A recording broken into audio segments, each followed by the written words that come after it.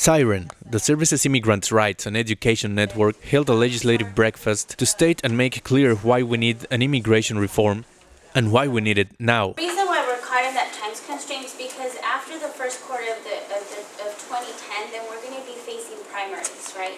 And congressional members that are seeking to be re-elected are not going to want to deal with immigration reform. SIREN believes that an immigration reform must be comprehensive, just, humane, protect workers' rights, and it should keep families united.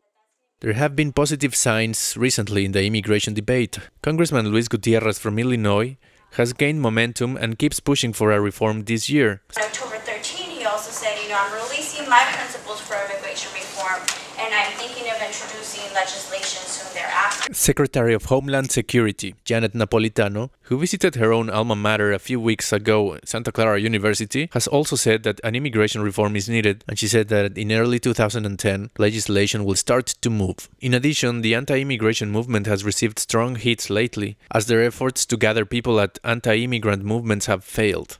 SIREN urges people to write letters to Congress and the White House to ask for a comprehensive reform. But how can we act locally? I think what you're saying, Efrain, is extremely important, that it's now, but when people have heard that 10 times, it's really hard to get them engaged. So we need a local win to see a national win. And how can people act locally?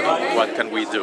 Yeah, I think one of the things that we've heard from the community is the need for our coalitions and communities to come together to think about what we can do here locally, because sometimes it can be very disempowering to think about immigration reform on a national level. So kind of the thing that I wanted to lift up is how come we put pressure on our local elected officials to make some changes now? We're actually preparing to propose San Jose City Council actually also passed a resolution in support of comprehensive immigration reform, as well as the county. It's important to act locally, but think nationally, right? And I think major wins are like something like this, where we have 20, 30, 40 people in a room. Organizations like the California Pan-Ethnic Health Network, the California Immigrant Policy Center, and other organizations also participated in the event. 3 of every 4 immigrants in California are in the working ages. But really, I don't think we should just talk about conventional wisdom, because we have a global crisis. And that's what we're really talking about when we talk about immigration reform.